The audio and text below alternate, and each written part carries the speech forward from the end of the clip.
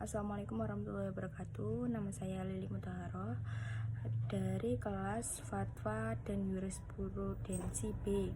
Di sini saya akan menjelaskan resume materi dari pertemuan pertama sampai pertemuan 6. Yang pertama di sini bab 1 menjelaskan tentang pengertian fatwa dan jurisprudensi, qadha dan qanun beserta ruang lingkupnya. Pengertian fatwa. Fatwa berarti petuah atau nasihat atau jawaban pertanyaan hukum. Menurut ensiklopedia Islam, fatwa dapat didefinisikan sebagai pendapat mengenai suatu hukum dalam Islam yang merupakan tanggapan atau jawaban terhadap pertanyaan yang diajukan oleh peminta fatwa dan tidak mempunyai daya ikat. Ruang lingkup fatwa bersifat umum atau tidak terbatas, berlaku untuk seluruh umat. Yang poin kedua yaitu jurisprudensi. Jurisprudensi adalah keputusan dari hakim terdahulu untuk menghadapi suatu perkara yang tidak diatur dalam undang-undang dan diajukan sebagai pedoman bagi para hakim yang lain untuk menyelesaikan suatu perkara yang sama. Ruang lingkup jurisprudensi hanya berlaku pada pengadilan saja.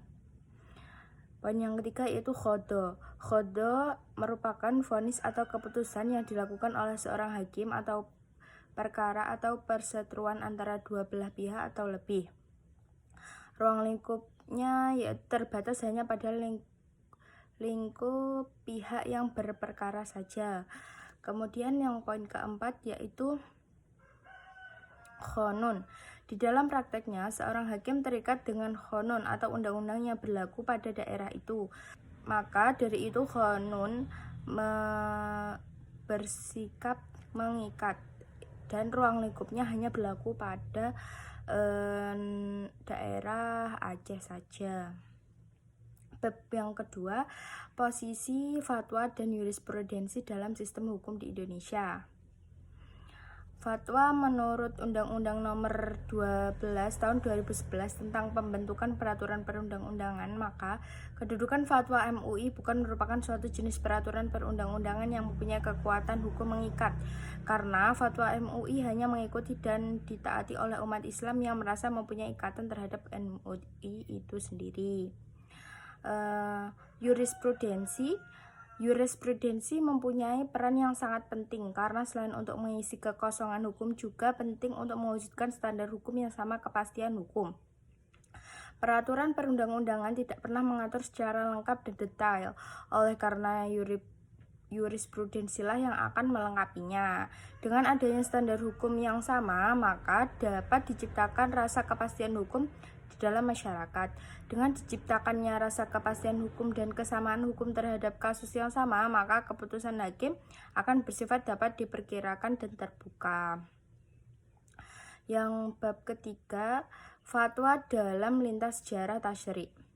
Fatwa mulai diperlukan saat era kerasulan berakhir, yaitu setelah wafatnya Rasulullah. Namun, keberadaan sahabat Rasul, para tabi'in dan tabi'in memudahkan umat bertanya setiap permasalahan hukum Islam. Mereka berperan sebagai mujtahid yang menentukan hukum Islam berdasarkan hasil ijtihad mereka. Namun, perlu dibedakan antara ijtihad dan fatwa. Ijtihad mengacu kepada para cendekiawan yang mencari pendapat mengenai penerapan hukum. Adapun fatwa mengacu pada peran sosial seorang mujtahid sebagai konsultan dalam perkara hukum, hampir mirip dengan peran qadhi atau hakim. Saat itu belum terdapat lembaga fatwa. Masyarakat mengenal mufti sebagai perorangan yang terpilih dari kumpulan cendekiawan. Di awal abad 11, era Khalifahan Turki Utsmani, terdapat sebuah kantor publik mufti yang sertakan dalam ifta atau tindakan menghasilkan fatwa. Kemudian muncul istilah Syekh al-Islam di kota Khurasan. Istilah tersebut ditunjukkan kepada pimpinan ulama setempat yang berperan sebagai kepala para mufti. Di bawah kekuasaan dinasti Mamluk, seorang mufti dari setiap mazhab dilibatkan dalam proses pertimbangan pengadilan di ibu kota provinsi. Inilah kali pertama mufti ikut serta dalam lembaga negara. Kemudian bab keempat yaitu MUI dan Komisi Fatwa serta metode istinbat hukum. MUI adalah lembaga swadaya masyarakat yang mewadahi ulama, zu'ama, cendekiawan Islam di Indonesia. Komisi Fatwa MUI adalah sebuah komisi yang bertugas untuk membentuk fatwa-fatwa MUI. Tugas Komisi Fatwa adalah merunding dan mengeluarkan fatwa mengenai persoalan-persoalan hukum Islam yang dihadapi masyarakat.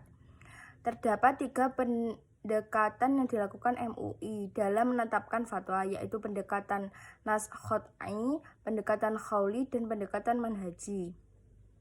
Istinbat merupakan tata cara atau metode dalam menggali dalil wahyu, yaitu dari Al-Quran dan Sunnah, untuk diterapkan ke dalam bentuk hukum. Secara ringkas disebutkan bahwa sumber yang disepakati terbagi menjadi 2, yaitu berupa wahyu dan bukan wahyu. Yang bab kelima, organisasi NU, Lajnah Bahsul Masail dan metode istinbat hukumnya. Bahsul Masail atau lembaga pengkajian masalah-masalah keagamaan adalah salah satu lembaga dalam Jamiah NU yang menghimpun, membahas, memutuskan permasalahan yang menuntut kepastian hukum yang dalam bidang fikih mengacu kepada mazhab 4, yaitu Hanafi, Maliki, Syafi'i, dan Hambali. Forum itu disebut Lajnah Bahsul Masail, merupakan lembaga atau forum yang memberikan fatwa hukum keagamaan kepada umat Islam. Bahsul Masail di kalangan NU diyakini merupakan tradisi intelek yang berkembang sejak lama. Bahkan ditengarai forum ini lahir sebelum NU dibentuk. Tujuan lembaga Bahsul Masail Nahdlatul Ulama menghimpun, membahas, dan memecahkan masalah yang mauquf dan waqi'iyah yang harus segera mendapat kepastian hukum.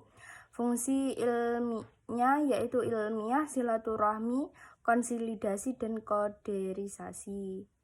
Sumber hukumnya yang disepakati para ulama yaitu ada 4, Al-Quran, As-Sunnah, Ijma', dan Qiyas.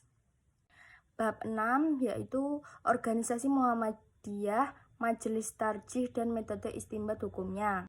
Muhammadiyah adalah sebuah organisasi Islam yang terbesar di Indonesia. Berdasarkan surat keputusan PP nomor 74, maka Majelis Tarjih adalah pemegang otoritas ijtihad dalam Muhammadiyah di bidang pusat, wilayah, dan daerah, mempergiat pengkajian dan penelitian ajaran Islam dalam rangka pelaksanaan tajdid dan antisipasi perkembangan masyarakat.